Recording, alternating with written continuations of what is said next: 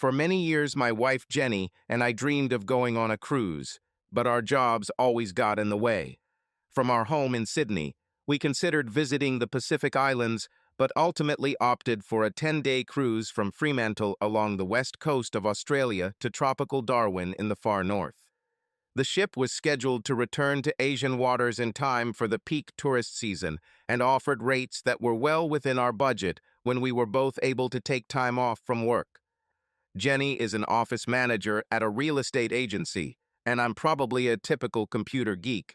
Starting with computer games as a teenager, I completed a university degree with an honors degree in computer science. After several years of working for a software company in the city, I started my own business installing custom computer systems for various businesses from my home office. Our cruise schedule looked great. Fly to Perth, board a ship in nearby Fremantle, and then head to Darwin, with stops and shore visits at Geraldton, Exmouth, and Broome. Our journey began in the cool winter, but we could look forward to warm tropical temperatures as we headed north. 2 days before leaving, my biggest client called. His logistics company was my first major client. I developed all of their warehouse systems and automated invoicing and tracking software. What seemed like a minor problem had his own staff baffled, so he asked me to look into it urgently. After assuring Jenny that I would be back in an hour or two, I discovered that the problem with my operating software was not a simple system glitch, but a hack from overseas. This disrupted the transit software, but the idea that the hackers were looking for profit and not just pranks made me look into their financial trail. With a pale face, I stormed into my friend's office and laid out the problem. Priorities immediately shifted from repairing transit software to protecting the company's finances. It would take several days to resolve this problem, and if I had not dealt with it immediately, large sums of money could have been stolen before we regained control. With a heavy heart, I called Jenny with the bad news. Her reaction was predictable and one she might later regret. But my options were limited. There was too much at stake. Returning home around midnight, exhausted, I came up with a possible solution.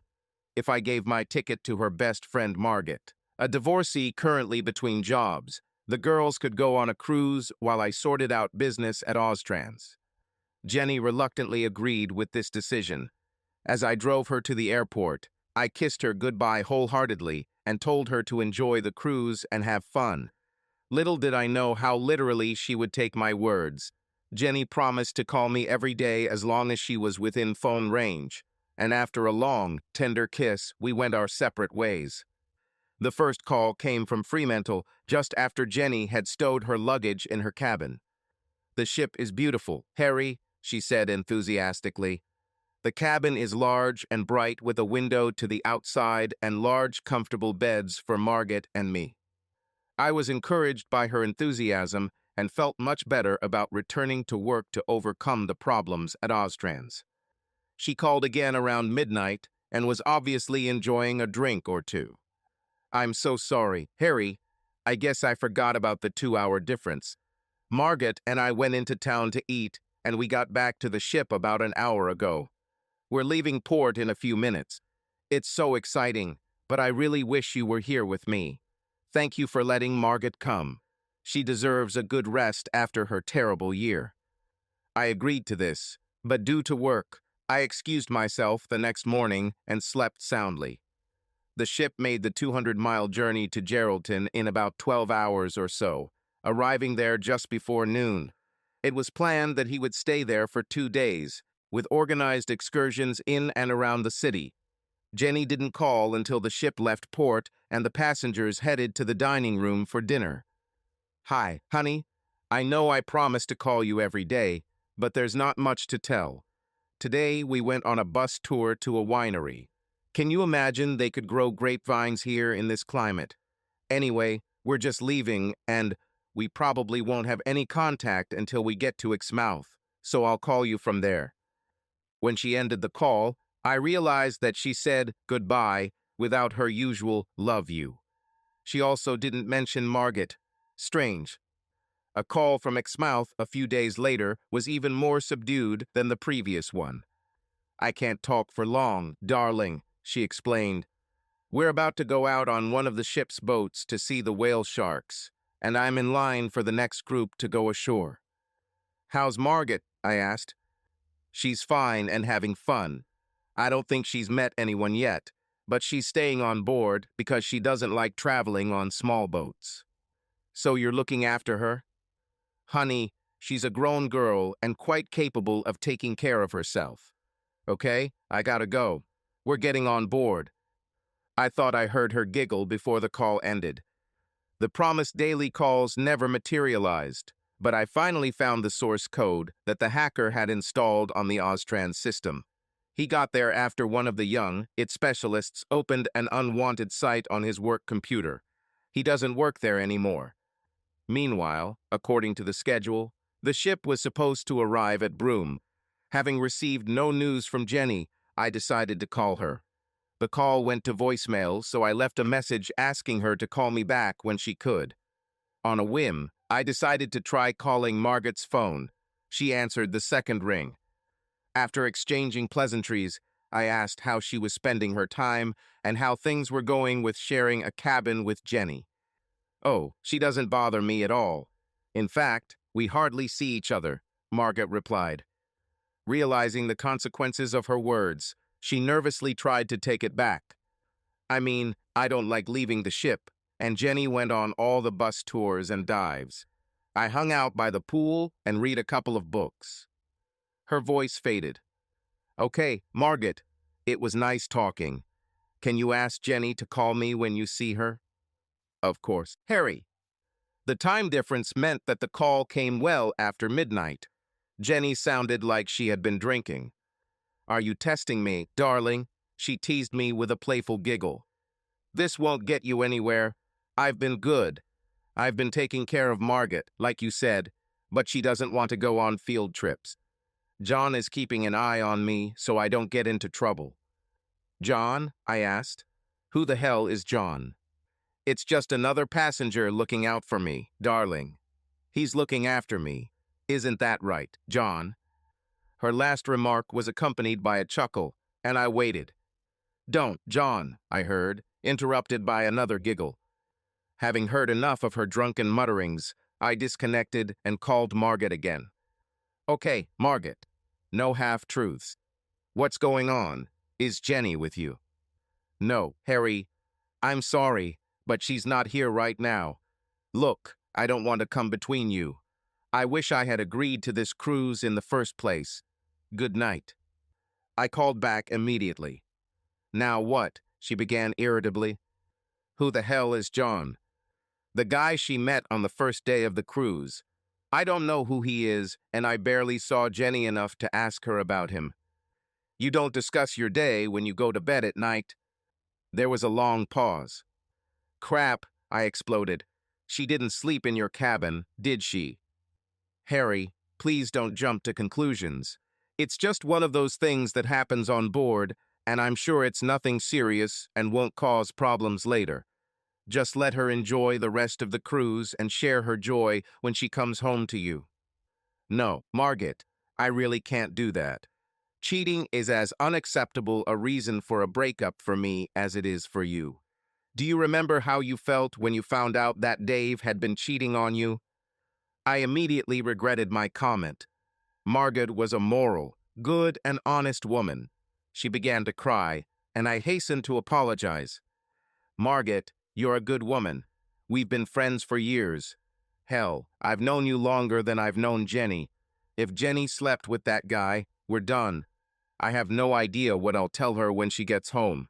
Maybe she'll call me tomorrow when she's sober, and then we can try to find a way back. After I hung up the phone, my anger burst out. I slammed my fist on the kitchen table. It didn't hurt the table too much, but my arm didn't feel very good. Did Jenny really cheat? The evidence is clear. But even if she didn't sleep with this guy, her drunken comments on the phone looked bad. Could I accept her behavior as a casual fling while traveling and take her back as if nothing had happened? As I contemplated this possibility, I realized that if she did sleep with another man, This would forever remain between us and would slowly destroy us until it eventually tore us apart. No, I needed proof of infidelity before I risked burning bridges. At first glance, things looked bad, but there was a possibility that nothing was happening. I had to be sure. I decided to take the initiative into my own hands and called Margaret at 9 in the evening. Given the time difference, Jenny should have woken up with a bad hangover. She was also supposed to be in the cabin she shares with Margaret. "Hi, Margaret," I began cheerfully when she answered the phone. "Can I talk to Jenny?" There was a short pause before she ventured to answer. "Jenny isn't around right now, but I'll see her in a few minutes, so can I ask her to call you?" "Did she sleep in her bed last night, Margaret?" "I think so, but I'm not sure. I went to bed early and fell asleep straight away. She could have come in later." It was weak, and she knew it. "So her bed is now neatly made, but you're not sure if she slept in it?" I asked mockingly. "Please, Harry, leave it. The cruise will be over in a day or two, and she'll be all yours. I appreciate your loyalty, Margaret, but you and I both know that if Jenny slept with that John guy, we're done. Please don't do anything stupid. Harry, I care about you both, and I don't want to see anyone get hurt." "It may be too late for that," I replied gloomily. "Thank you, Margaret. Have a nice day." I ended the call and immediately dialed Jenny's number, knowing that if she was awake at all, she was probably suffering from a severe hangover. "Hello?" Jenny's voice sounded weak and trembling. Suddenly, all I saw on the screen was the message, "Call ended." My wife hung up. I called back immediately and ended up going to her voicemail. "Jenny, if you want to stay married to me, call me back right away." My frustration grew in the silence that followed, and I realized this was going nowhere. I needed a plan. I checked the ship's schedule to see when it was expected to arrive in Darwin and booked a flight to arrive there earlier in the day, as well as a return flight home a few hours later. I assumed it would carry passengers from Sydney from the ship. I was angry, hurt, and confused. Jenny and I enjoyed a wonderful marriage together. I loved her very much, and I thought that she loved me equally. If I had read the signals correctly, and she really did get involved in a shipboard romance, was it worth ruining an otherwise idyllic relationship? Could I have met the ship in Darwin and brought back my prodigal wife, brushing aside her actions? I didn't want to play private detective, but I also didn't want to be easily recognized. So I bought a work shirt and pants, work boots, and a regular baseball cap. Traders' clothing stores also sold safety glasses. Big, heavy sunglasses were just what I needed. With no plans to stay anywhere in Darwin, I packed a few personal care items into my briefcase along with my laptop and took an early morning flight from Mascot Airport to Darwin 2 days later. I walked out to the terminal on a beautiful warm morning and boarded a taxi to the city center where I enjoyed a good breakfast. A few hours later, I joined the crowd on the pier to watch the passengers disembark. I noticed Margaret, but she was alone, carrying a small suitcase. The traffic dwindled to just a few people before I finally saw Jenny. She was dressed in a light floral summer dress and appeared with a guy whose hand was clearly caressing her bottom, and her arm was possessively hugging his waist. The couple chatted animatedly. At the foot of the ramp, she turned to him to say something, and they kissed passionately while he openly groped her in front of a group of passengers waiting to leave for the airport. "Get a room, you too," one of the passengers waiting on the bus shouted mockingly. With difficulty holding back, I considered the possibility of lunging at the man who was harassing my wife. He was about my height and weight, maybe a year or two younger, wearing a t-shirt, surf shorts, and flip-flops. Very stylish. Judging that the element of surprise was on my side, I assumed that I could probably defeat him. I've always been a logical thinker and hesitated long enough to think about the consequences. Did I really want to spend a day in a Darwin police cell accused of assault? Instead, I took a few deep breaths and pulled out my phone to videotape them kissing. I was sick of watching my once wonderful marriage fall apart. The taxi got me to the airport before the tour bus arrived, So I bought a newspaper, checked in, and asked for a seat in the back of the plane. I took a seat in the corner of the waiting room, immersed in reading the newspaper, and mustered all my willpower not to rush towards the loving couple when they eventually walked slowly into the room, completely engrossed in each other. Hell, I could stand naked in the middle of the room and they wouldn't notice. I waited until the last boarding call, lowered my cap slightly, and made sure I was wearing my sunglasses. As I walked down the center aisle of the plane, I noticed Jenny and her lover wrapped in each other's arms. Margaret sat a few rows behind them, next to the teenager. I didn't even have to worry about whether Jenny would notice me. She was completely absorbed in her companion. Margaret looked up as I walked past, but if she recognized me, she didn't show it. I settled into my seat in the last row and, completely exhausted, closed my eyes, trying to sleep. There was a rear toilet on the opposite side of the aisle, and half an hour after takeoff, I looked up to see my wife's lover heading my way. He opened the door and walked inside, and I saw the busy light switch from green to red. Soon after, Jenny stood up from her seat and walked over to the toilet as I went back to reading the newspaper. It was only when she knocked on the toilet door that the flight attendant approached. "I'm afraid this toilet is occupied, ma'am," she said sternly, clearly understanding what Jenny was trying to achieve. "The front toilet is free, so you can go there. Or, of course, you can wait here until it's free." She grinned at my wife. Jenny hurried back to her seat, blushing, her need for the toilet no longer seeming so urgent. I could hardly contain my laughter. The flight attendant, a beautiful woman in her 40s, I believe, stood in her seat until the guy came out. "Sorry, sir, but these amenities are only for one person at a time." She laughed at his confusion and turned to me, whispering, "You'd be surprised how many passengers think it's cool to join the Mile High Club, but not on my shift." I answered her with a dazzling smile, suddenly feeling much better. Any doubts I had about staying in this regard disappeared, and instead of feeling sorry for myself, I began to think about what actions to take when I returned home. I didn't have any checked luggage, but I headed to baggage claim and waited for the lovebirds to show up. Margaret was ahead of them and saw me. As she approached, I put my index finger to my lips in the universal gesture of asking for silence. "Please don't tell Jenny you saw me, but ask her if she wants to go home with you, hinting that you'll take a taxi. I'll wait for you at the parking ticket machines on the second level. If Jenny prefers to take a taxi with her lover, come to me alone. But please don't tell her that you saw me. Let her make her own decision." Confused, she returned to the carousel to wait for her suitcase. When they finally arrived, the lovers stood just behind Margaret in an awkward display of public fondling. Her behavior irritated me because she should have expected me to come pick up both ladies upon arrival. Apparently, she didn't care about being discovered, so I snapped a few shots of their intimate embrace with my phone, turned around, and walked over to the ticket machines. Margaret came alone, dragging her suitcase behind her. "Jenny is in a taxi with John," she said gloomily. "She pretended to be annoyed that you weren't here to meet us." "Margaret, we both know she wanted to spend some more time with her lover, or her first move would have been to call me to find out why I was late. Hell, she didn't even call me or text me with her flight number." "Please don't jump to conclusions, Harry. There were many fleeting romances on board during the voyage, and 99.9% of them dissipated when the ship docked in Darwin. Why do you think Jenny and John are the exception? I noticed Jenny doesn't wear her rings.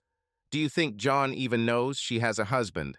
You don't know how close I came to physically attacking him when he kissed my wife as they left the ship." Margaret shuddered. "Oh, my God," she croaked. "You were in Darwin? I thought I saw you when you were getting on the plane, but I dismissed it as impossible. Harry, why?" "It's simple, Margaret. I thought I could intercept her as she left the ship and try to fix our relationship from there. What I didn't expect was to see some idiot with his hand on my wife's ass showing it off to everyone on the dock. The shock of what I saw destroyed all my good intentions. Seeing them hugging on the plane and in the baggage claim area did not touch me that much. It only strengthened my confidence that there was nothing left between us. Harry, I know it looks bad, but Jenny loves you. Please don't let this bad experience ruin your life together. Little chance of going back, I said gloomily. They've gone too far, and you know it. We drove the rest of the way in silence. I helped Margaret by carrying her suitcase to her front door, gave her a heartfelt kiss on the cheek, and turned to leave. Goodbye, Harry. Please stay in touch. She really loves you, you know. Jenny arrived home for dinner, dragging her suitcase behind her and complaining that I didn't try to pick her up from the airport. She looked like she had been through a meat grinder. Her hair was a mess. Her cheeks were crimson. I thought you'd call me with your flight details.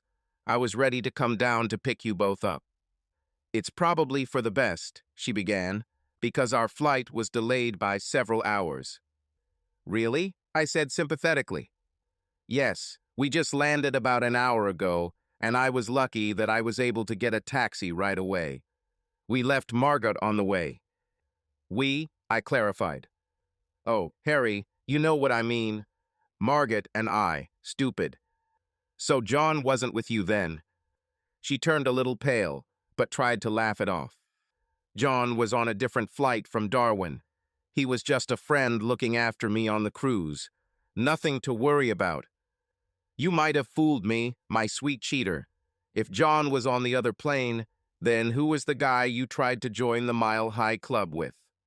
She gasped, unable to answer. When I took out my phone, holding it so she could see the airport photos, she burst into tears. If her tears were supposed to console my anger, it didn't work. So not only did you cheat on me on the cruise, now you're also lying about it. Even worse, you left our friend Margaret, who went on this cruise to keep you company.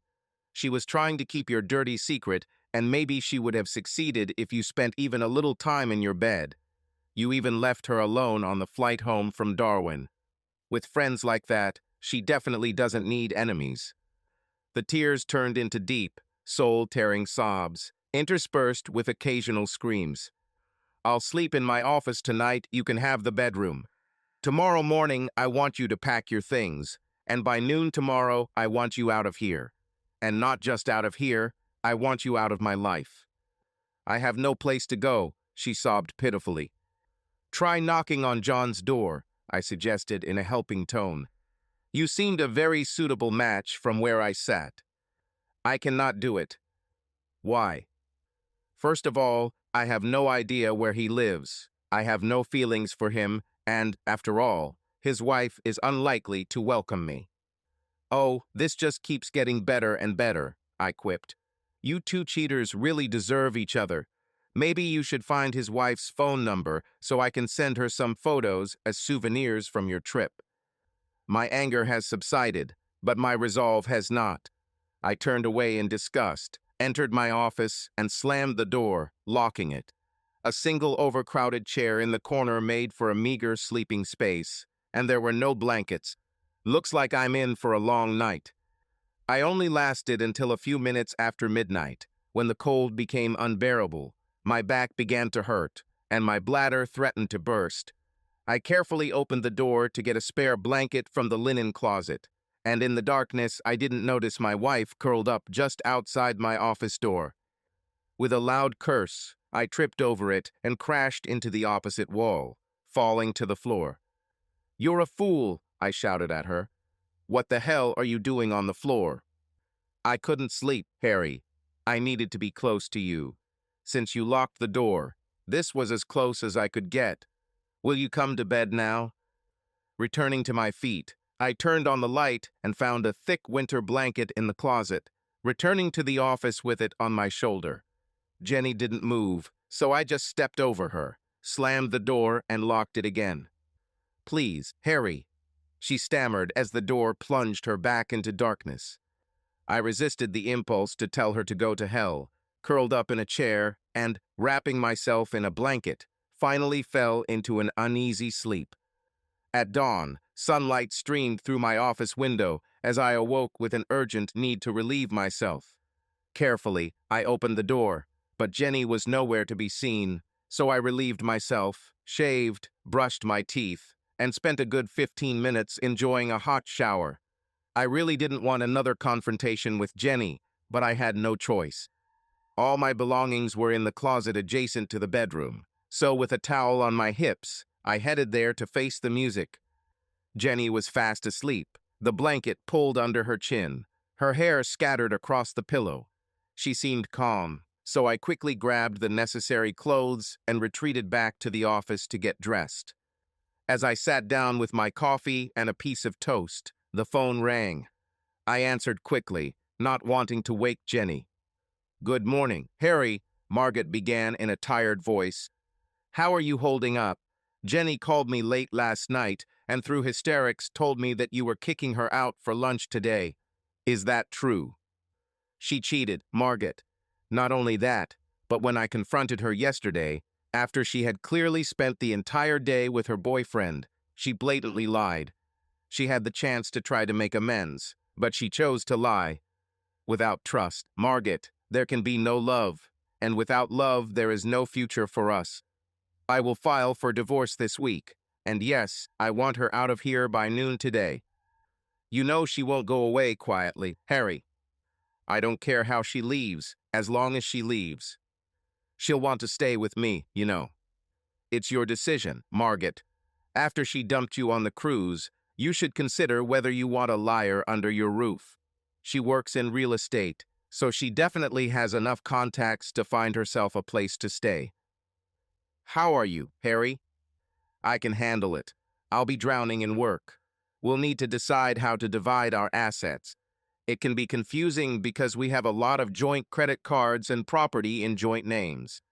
On the other hand, we don't have much equity in the house yet, so we'll have to sell it. Thank God we don't have kids to complicate matters.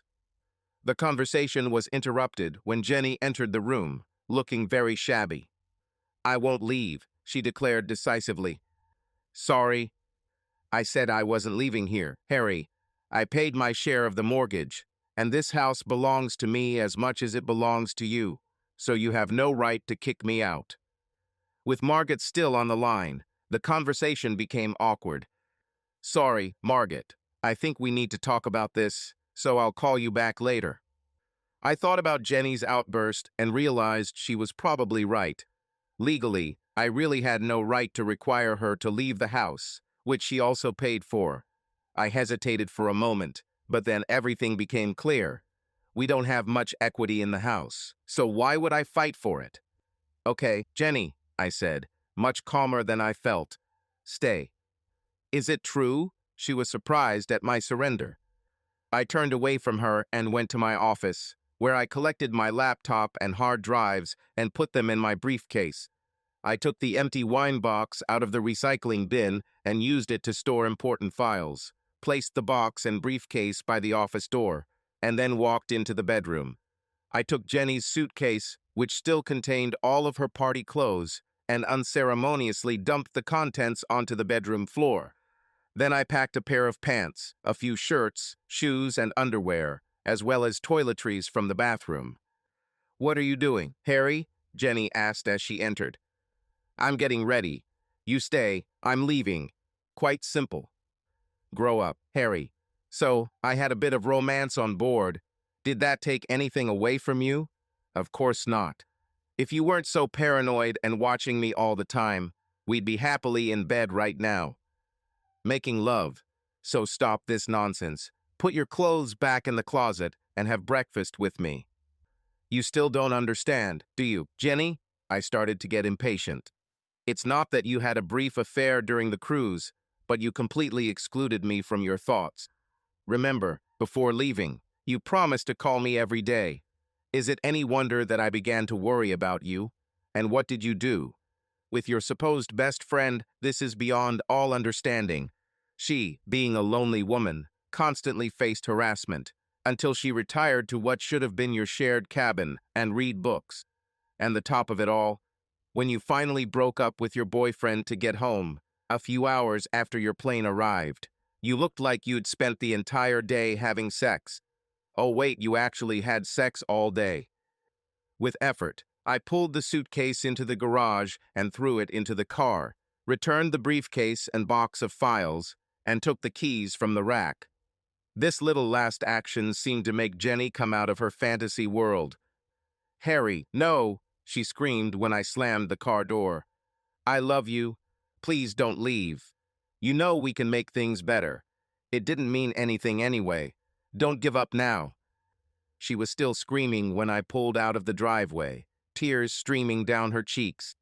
I think she may have finally realized that our marriage might be over. As far as I was concerned, it was over. A couple of blocks from home, I stopped, tears in my eyes.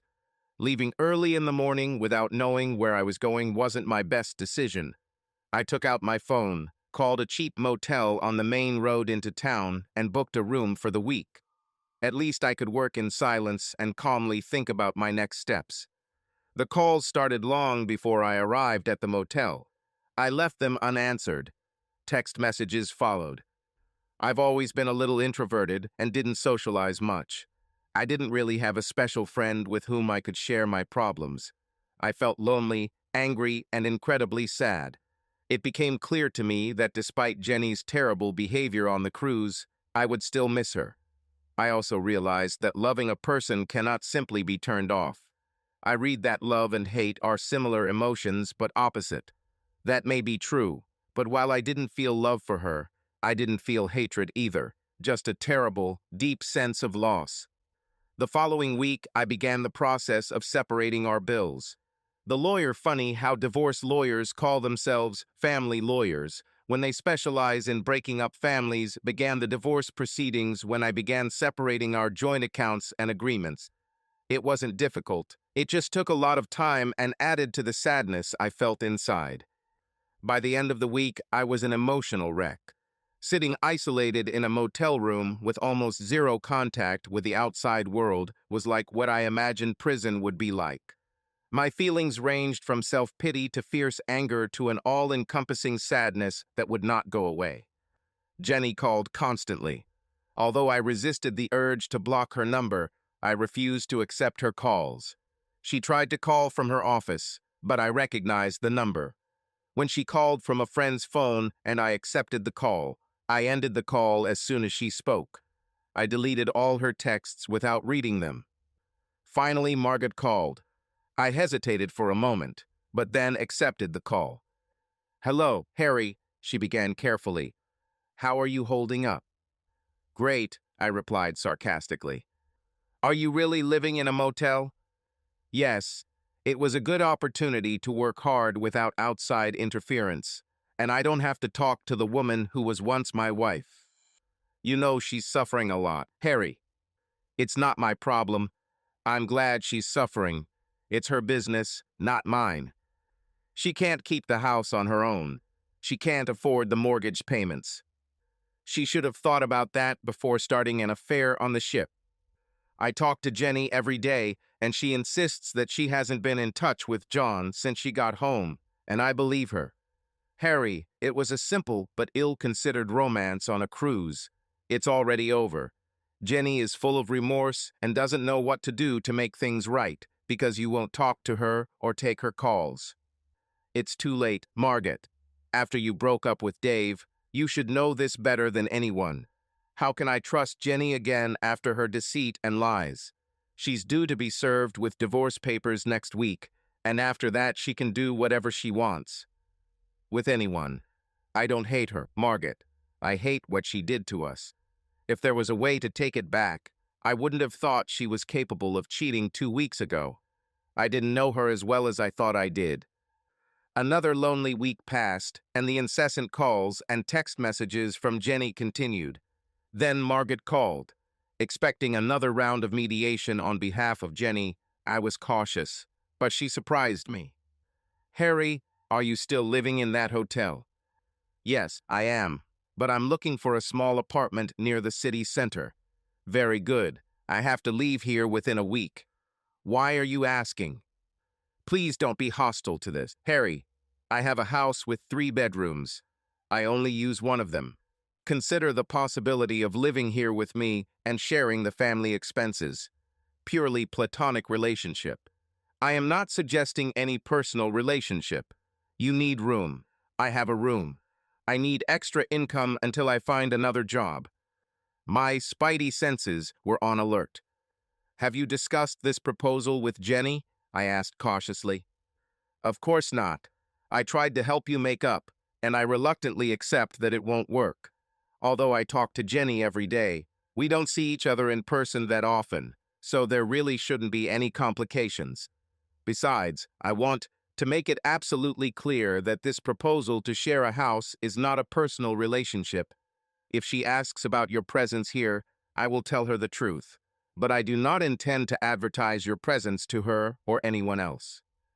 We chatted amiably for some time and agreed on important points, such as rent and division of household expenses. I will use one bedroom for sleeping and the other for my home office. Jenny continued to bombard me with phone calls and text messages. I responded to several of her texts, suggesting that she communicate through my lawyer. Through Margaret, I learned that she was already having difficulty paying her mortgage and had arranged the sale of what had once been our home through the real estate agency where she worked. Her next request was predictable. She asked Margaret if she could move in and split the costs. When Margaret explained that she already had a lodger, the game was up. Jenny immediately assumed we were sleeping together and doubled down on her threats to call off the divorce and make my life miserable in every way possible. She also called her best friend words that shook Margaret to her core. It seems their friendship is on the verge of destruction. Margaret did not allow herself to be intimidated. "You're coming to dinner with me tonight," she announced one afternoon. "Where exactly?" "To the Chinese restaurant Golden Lion." "Really?" I asked. You know this was Jenny's favorite restaurant. What's the occasion? "Oh, was it?" she answered naively. "There's no particular reason. We should get out of here more often. I just wanted some good Chinese food, and they're the best in town." The feeling that something was happening continued to bother me, and indeed, not even 5 minutes had passed after we sat down at the table and began to study the menu when someone approached us. I stood up awkwardly, glaring at Margaret and making it clear that I didn't appreciate her tricks. But when she motioned for Jenny to sit down, I decided to remain silent, leaving the two women sitting on one side of the table and myself on the other. Under the circumstances, I did not want to sit next to my wife. Blushing with embarrassment, Margaret explained herself. "You two have found all sorts of reasons not to talk to each other. I decided to risk pissing you both off to at least get you two together long enough for you to talk. I know you'll behave yourself here, so I apologize if I've gone too far. Let's look at the menu while we enjoy a glass of wine and leave the discussion for later." Jenny nodded in my direction, and although she looked into my eyes, she did not try to speak. It was probably childish, but I immersed myself in the menu and ignored her presence. I didn't want to talk to her and was a little annoyed that Margot had set me up. The excellent wine calms us down.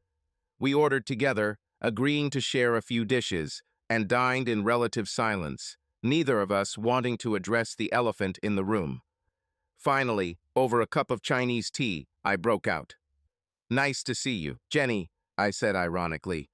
"Though you look different without a guy's tongue in your mouth in full view of a busload of passengers." "So this is how you're going to behave," she threw back. "I better leave now.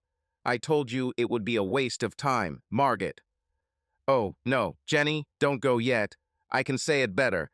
Tell me, how did you feel when the flight attendant ruined your plans to join the Mile High Club? That must be one of the proudest moments of your vacation." Jenny's face lit up like a beacon. She was full of rage, but Margaret was able to intervene before she could respond. "Well, you two, could you at least stop acting like children and talk to each other without insults? We know you're still hurting, Harry, but at some point you're going to have to let it go and move forward with your life." Life. Can we take a moment to ask Jenny what she would like to do next? "Great suggestion, Margaret," I said, my voice dripping with sarcasm. "Come on, Jenny, where do you see the three of us in the future?" She froze, trying to collect herself, and spoke in a barely audible whisper. I know I seriously screwed up, she began. I'm repeating what I told you both. I'm so sorry for you, Margaret. We were supposed to have a wonderful cruise vacation together, and I was so caught up in myself that I didn't even notice that you were left alone in the cabin on the big part of the trip until I returned home. I had to be out of my mind to think that the affair on board the ship would go unnoticed. Now I see that the fact that I didn't call you as I promised was actually mine. Mistake. If I had thought at least a little, I would not only have called from the ship more often, but I would have thought about my behavior a million times, how I could have been tempted so easily by guys since school, but no one of them did not get close to me. John was graceful. We first met in a cafe in Fremantle before the ship departed, shared jokes, and flirted a little. He complimented me so often that I began to believe some of his words, and quickly began to distance me from you. Margaret, do you remember, on the first night of our short journey from Fremantle to Geraldton, I left our room for a while. I went into John's cabin for a while, and although we didn't have sex then, it was obvious that it was inevitable. You know, he kept showering me with compliments right up until we broke up at the end of the cruise, and he made me do things I'd never even thought of before. But as a lover, he turned out to be lousy. And to think I gave away my almost perfect marriage to a man I'm still madly in love with, it still breaks my heart. Margaret, please be kind to him. He's the best thing that could ever happen to you. Thank you for a wonderful dinner, and thank you for listening. I need to go now. Tears streamed down her face as Jenny squeezed between the tables of surprised customers and disappeared before Margaret or I could think of anything to say. Jenny's phone calls gradually became less frequent, and a new normal life began for me. The divorce was supposed to be finalized in 12 months, but was still not signed. Since I wasn't romantically involved, I was in no rush. When Margaret finally found a secretarial job close to home, her stress levels decreased and she became a pleasant companion at home. We occasionally dined at a local restaurant, but maintained a professional distance in all household matters. She's dating again, Harry, Margaret announced one day. She called today for the first time in weeks to tell me she had met a handsome man who asked her out. She'll probably sign the divorce papers now, I muttered, but deep down I felt disappointed. Dare I admit that I don't like it? No matter how hard I tried, I could not shake the deep pain I felt after this revelation. The next day, a new problem arose. Margaret emerged from her room after dinner, wearing a nightgown that left little to the imagination and a silk scarf draped over her shoulders. She walked towards the bar and poured us a glass of wine, flaunting her ample breasts as she leaned over to hand me my glass. Don't you like me? I know you're not dating. Tell me what I need to do to get your attention. Pausing to collect my thoughts, I continued as delicately as possible, knowing that this matter would not be resolved without consequences. Margaret, you are a very attractive woman, and of course I have thought about starting a relationship, despite our initial agreement. We have been close friends for many years, but we both know that a rebound romance is a bad idea, and the scars I carry from the breakup with Jenny, still a long way from healing. When you said yesterday that Jenny was dating again, I admit that I felt jealous for a moment. Within seconds, I had visions of Jenny and John at the ramp in Darwin, and my jealousy turned to anger. I was so confused, now that it would be crazy for you to get involved in a romantic relationship with me until I sort out my feelings. She closed the distance between us and sat on my lap, kissing my cheek. I understand, Harry, she whispered softly. Just know that I'm ready whenever you are. And if you need a little no-strings-attached relief, my bedroom door is always open and you're welcome to come in. We sat like that for a long time, and I was surprised when I realized that the tears on my cheeks were my own.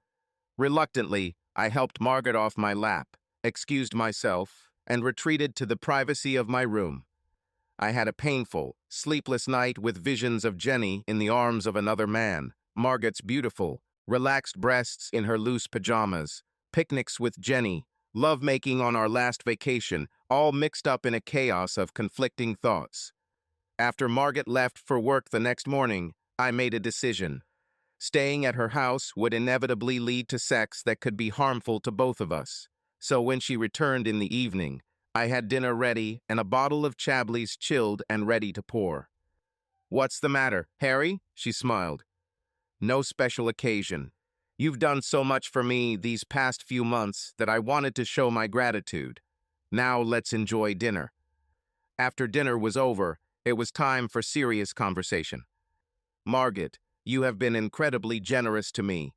You have given me so much more than a place to live. You have given me your love and support when I needed it most. You know that I have feelings for you, and say no to you last night was one of the hardest things I've ever had to do. I'm still broken that Jenny threw away our marriage vows so carelessly. I had nightmares of her laughing at me while kissing a guy by the ship. And then I remembered some of the wonderful times we had together, our holidays, our time with her family, our picnics at the river. I miss those times, and I wish I could just rewind time and make sure this crazy cruise never happened. I thought we were the best couple in the world until she proved that we weren't." Margaret listened patiently, without interfering with my speech. "Last night showed us that if we don't change, we'll accidentally end up in a sexual relationship that neither of us is ready for. I care about you very much, Margaret, but I'm afraid that our love for each other will change forever if we take this step." I looked at her, seeing a tear rolling down Margaret's cheek. "You're leaving, aren't you, Harry?" she whispered quietly, her voice trembling. "I need to go, Margaret. You need to move on with your life, and you can't do that while I'm here. I need to move on, too, because I can't spend my whole life hiding behind your apron." "I was hoping we'd have a chance," she said thoughtfully, "although I said from the very beginning that our relationship would be purely platonic. We always had feelings for each other, even when we were children." I agreed. "It's true, Margaret. We've been best friends forever. Let's make sure we stay best friends without trying to be lovers for all the wrong reasons. I'm not going to try to stop you if you want to leave, Harry. I'll miss you terribly, and I think you'll miss me a little too. It'll also make my financial situation more difficult, but now that I have a stable job, I can handle it. Please think about me sometimes." I felt like I had just kicked a defenseless puppy. Seeing Margaret in such distress was terrible. Terrible way to repay her for her support and generosity. Before things got any more emotional, we moved on to mundane tasks like washing up after dinner, unable to talk before quietly retreating to our rooms. During this time, my business grew much faster than I expected. It was convenient while I lived with Margaret, but I was surprised to realize that I was spending over 70 hours a week at work.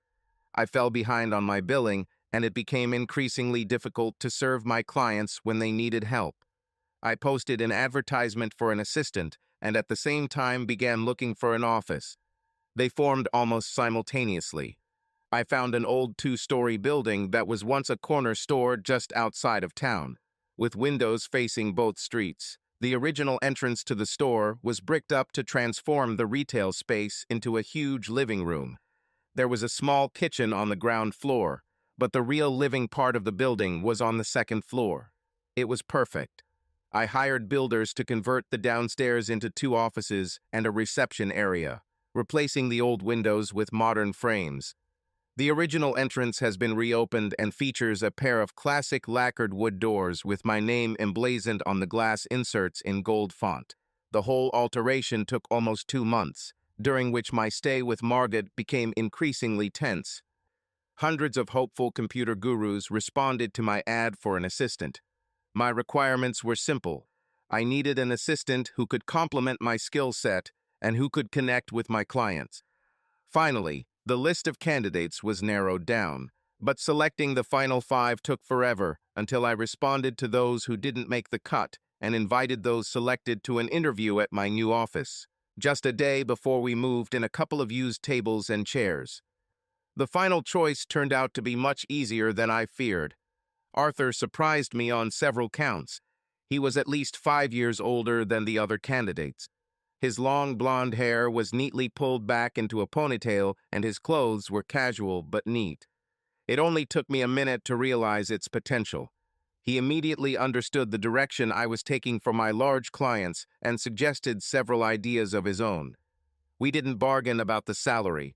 He was much more interested in participating in real development. Excited about the progress of the past few weeks, I returned to my room at Margot's one last time, furnishing the upper level of my office with new bedroom furniture and some basic items for the dining room and kitchen. Even though I had little time for anything other than work, I wondered what Jenny had been doing since we had dinner. I was sorry to leave Margot after all her generous help in making me whole again. I often thought about what life with Margot might be like. She and I were so compatible, we liked the same things, and we had been best friends since childhood. We shared our deepest secrets, never judging each other and always being there when one of us needed support. We were young enough to start a family, but was our friendship love? Could we get married and grow old together? For the last night at Margot's house, she prepared a magnificent candlelit dinner with all the delights waiting for me. We tried to keep the conversation light, but it was obvious that Margot was on the verge of a breakdown, faced with the reality of my leaving her life and returning to loneliness. I helped her put away the dishes, and we went into the living room to watch some mindless TV show. She sat next to me, resting her head on my shoulder.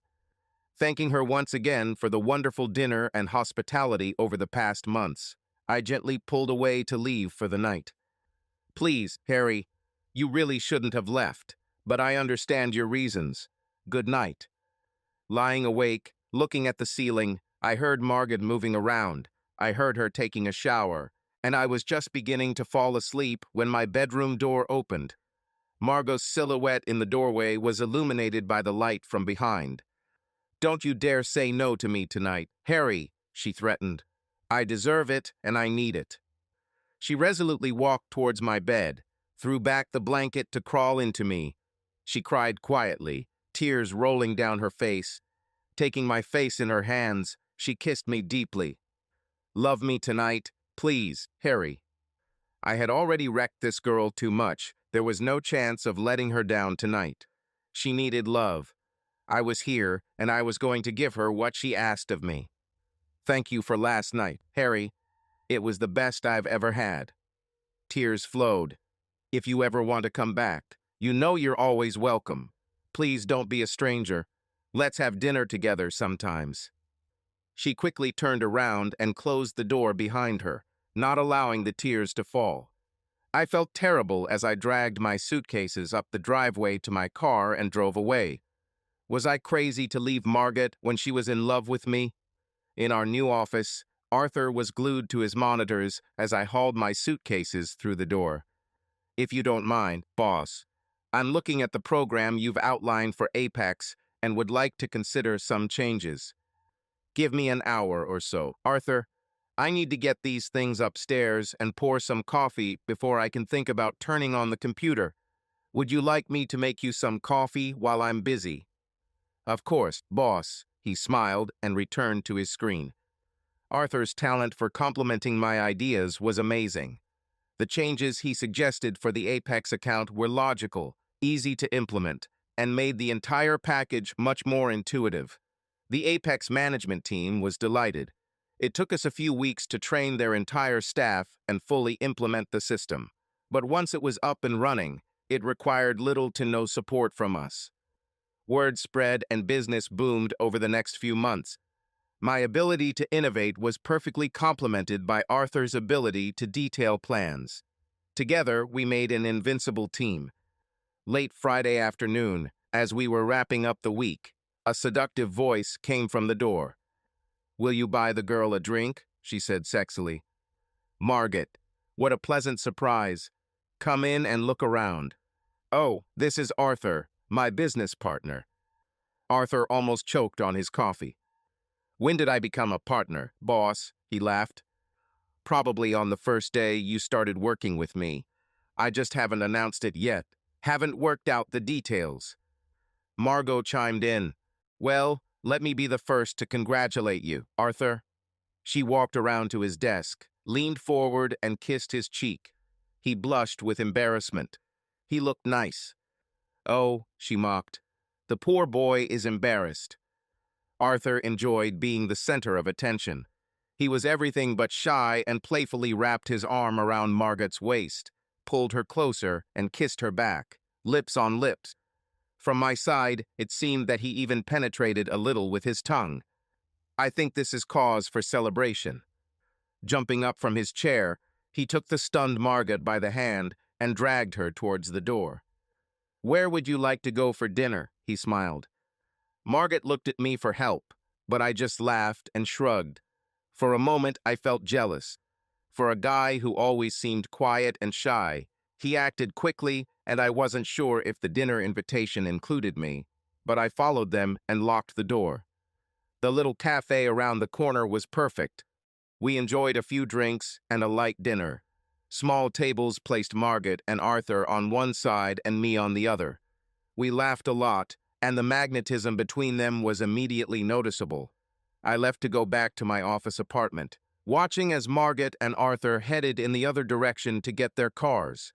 Seeing my colleague come out of his shell tonight was inspiring. He was much more lively than usual and got along really well with Margot. I was happy for them both and enjoyed my first night of deep, restful sleep in weeks. Although I expected a progress report to follow on Monday, an excited Arthur called early Saturday morning as soon as I sat down with my first coffee of the day. "Hi, Harry," he began cheerfully. "I need to talk to you. It can't wait until Monday. Are you free today?" I invited him to lunch to share the pizza that had been delivered moments before he arrived. "I couldn't sleep, Harry," he said excitedly. "Are you serious about partnership?" "Sure, seriously. I've drawn up an informal agreement for you to own 10% of the partnership, with the option to increase that share to 5,050 over the next 5 years if we both agree. You're investing through a pay cut, so you don't have to take on duty. This is my dream, Harry. No one has ever trusted me enough to give me the freedom to develop ideas the way you do. I know I'm socially awkward and a bit of a nerd, but I also know that I have a great sense of detail. With your talent and my technical ability, together we can build this business and seriously disturb the big players." I smiled at his obvious enthusiasm. "I'm not too worried about the big players, Arthur. I've built up a good portfolio of loyal clients and pride myself on my ability to listen to their needs to build software accordingly. They know that if they have a problem, I'll drop everything to help them get back on track." Damn, it was this work ethic that ruined my marriage. I think we were supposed to go on a cruise, but I had to cancel at the last minute to fix a major programming problem. By the time I solved it, the ship had already sailed and my marriage went with him. "I'm sorry, boss." Margot briefly mentioned the cruise last night, but didn't go into detail. She also said that you lived at her house for a while. She loves you very much. Harry, is there something between you? Oh, what should I know? I've known Margot since we were in elementary school. We've been best friends forever, and yes, she offered me a place to live after my marriage fell apart. Is there something between us? If you mean, do I want to spend the rest of my life in her bed? Then no. If you mean, do I love her and will I protect her? Then hell yes, I would die for this girl. But we are good friends, and that's all we'll ever get. Then would you mind if I tried to court her? We only spent a couple of hours together last night, but she made me feel special, Harry. I've never felt this way about a girl before. I want to get to know her better, but I don't want to come between you two. Go for it, Arthur. I smiled at him. But know that if you hurt her, I will come after you. Arthur ran back to his workstation, turned on his computer, and I didn't hear anything from him for several hours. I thought about his interest in Margot and realized that despite my relationship with her, they could really make a good couple. It brought up wistful images of my own relationship with Jenny. I really missed her, but those horrible images of her interacting with her lover in Darwin continued to haunt me. At this point, I couldn't even imagine starting a relationship. The weeks passed, and I realized that Arthur was not only as good as I thought, but much better. His programming skills were exceptional, but he surprised me with his ability to explain the complexities of his work to the client. His clear explanations were tailored to his needs, never revealing more than was necessary for his software to work effectively. He was right. The two of us formed a powerful team, and many city companies began to pay attention to us. We didn't advertise, so all our new orders came from recommendations. Although he didn't talk about it much, his relationship with Margaret seemed to be blossoming. "We're going to dinner tonight, boss," he announced one Friday afternoon. "Why don't you join us?" I had not seen Margaret for a long time, and, having no other plans, I enthusiastically agreed. Things were different when Arthur and I arrived at the restaurant. Sitting at the table with Margaret was my wife Jenny, about the last person on earth I would want to have dinner with. "You set me up," I muttered through my teeth before reaching the table. Arthur just smiled his disarming smile, threw back his tail in a defiant gesture, and replied, "Boss, you would have to talk to her anyway. Why not now, in a nice restaurant? We won't let you get into physical assault." I walked over to Margaret's seat and kissed her on the cheek, which allowed Arthur to sit next to her and gave me the last empty chair, next to Jenny. She smiled at me with her most seductive smile as I reluctantly withheld the kiss and sank into my seat with an exaggerated sigh. Since Arthur sat across from me, it was easy for me to ignore my wife as I leaned forward at the table. As the waitress brought us menus and took our drink orders, conversation died down as we each studied our menus. Arthur and Margaret broke the silence with whispers, seemingly agreeing on their choices. I also made my decision and returned the menu to the table, not too carefully. Jenny handed her menu back to the waitress and ordered a Caesar salad before the poor girl could ask. After we placed our orders, the awkward silence returned. Margaret was the first to break the deadlock. "Damn it," she sighed. "We're going to sit here in silence all night so he nodding in my direction can show the whole restaurant how unpleasant it is to sit next to this lady. How is this kindergarten? Harry, let's at least enjoy dinner and leave for a while aside from your smug behavior." I felt like a little child being scolded by a teacher in elementary school. It worked. However, Arthur started talking to Jenny, and soon the conversation became general. It was clear that I could join or not, the choice was mine. By the end of the evening, we, albeit with a stretch, talked quite friendly, so by the time dinner was over, we were all engaged in conversation, albeit with some tension. I made no effort to hide my displeasure that Margaret and Arthur had put me in this situation. The coffee was drunk. Margaret and Arthur said goodbye, leaving me to deal with my wife. Reluctantly, I drove her home in silence. She opened the car door, and as she was getting out, she couldn't resist the last arrow. "I'm sorry, Harry. I don't know how many times I have to say this, but I'm really sorry. We were good together, and I ruined that in just 1 week. I'm not sure Margaret and I will ever be that close again." Although she was a wonderful support for me, she arranged the meeting this evening, and I know she will be bitterly disappointed that it was a failure. "Thanks for driving me home. If you want to come over for a drink before you leave, I'd be glad. I don't know what else I can do to mend things between us, but I never stopped hoping that we could get back together, even despite our divorce." "That's not going to happen. Jenny, it's time to move on. In 3 months, our divorce will be final and we'll be free from each other. Goodbye." I leaned over to close the car door, leaving it parked in the driveway, and accelerated. It's strange how things turn out. Arthur was supposed to present a complex logistics induction system to a client for the day, but got stuck trying to debug a new program we had developed. I took charge of the induction, arriving at the company headquarters to meet with Dr. Chris Stapleton, managing director. Dr. Stapleton was a charming lady with sparkling eyes and a vibrant personality who immediately put me at ease. We spent a busy day in her office room with key staff as I explained to them the features of our program and how best to use it. The session was a huge success, so when we finally wrapped up, Chris asked me if I had any plans for dinner. The short story is that we were enjoying a quiet dinner together when I learned that she had gotten divorced several years ago after her husband's third infidelity. She lived alone in a prestigious area, had a full-time housekeeper who also acted as a cook. She swore that any future relationship with a man was unlikely. She loved her job, received a huge salary plus generous benefits, and was, as she said, completely happy with the way her life turned out. After endless questioning, she learned my sad story still officially married, but the divorce would be finalized in just 3 months. We were both so convinced by our encounter that neither of us saw the harm in social dinners, so our first dinner together quickly grew into 2 or 3 dinners a week and the occasional theater visit. It was a date to see Les Miserables on stage that ended our innocent relationship. We had a private box at the side of the theater, and during intermission I noticed Jenny in the audience with Margaret.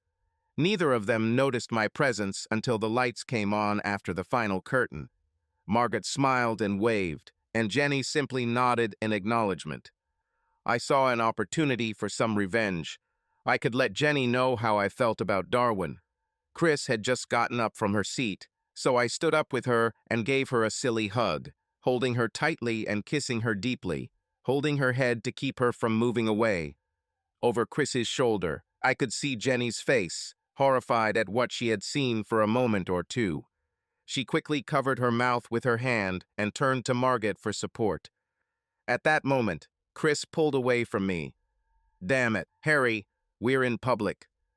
She then followed my gaze to the seats below and saw Margaret and Jenny, who by this point was crying. "Oh, you sneaky bastard, Harry. I'm guessing that's your ex down there? So you were trying to use me to get revenge for old grudges. Well, to hell with you, Harry. Take me home. Now." After a silent drive, I stopped the car in front of Chris's house and was about to open my door. "Don't go out, Harry. We won't see each other again. If a connection with your company is needed, let Arthur handle it. One day you will pull your head out of your ass and realize that you still love your wife. For your sake and hers, I hope you understand this before it's too late." My phone rang as soon as I walked through my front door a little later. "If you haven't broken it already, Harry, your little act tonight finished the job," Margaret burst out. "You of all people should have known how painful it was for Jenny to see you kiss another woman so passionately. It was a mean, cheap trick. Harry, goodbye." I was going to tell her that it was good for Jenny to get a feel for her own medicine, but she had already ended the conversation.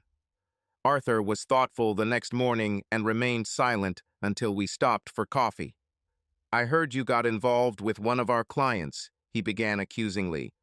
"Do you think it's wise to get intimate with clients?" "So Margaret told you about last night, huh?" "She didn't go into detail, but whatever you did, it hurt your wife very badly. At least that's what she said." This time there was no phone to end the call. "Damn it, Arthur. It's time this woman got a taste of her own medicine.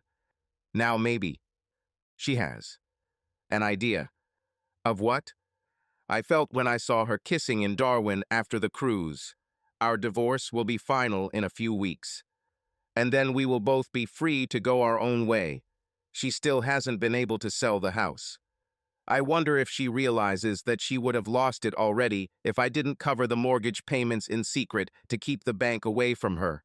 She created this problem, and now seems to be trying to convince everyone that she is a victim." "I don't take sides, boss," Arthur said quietly. "It seems to me that for a guy who doesn't care about his marriage, you're showing a lot of signs that you're still very much in love with your soon-to-be ex-wife. Think about it. If you didn't care about her, why was there all this spectacle with Chris last night? Weren't you trying to get a reaction? Why bother with her mortgage payments? She dated a couple of times and came home unhappy, I'm told. Except for that night with Margaret, yes. She told me about it.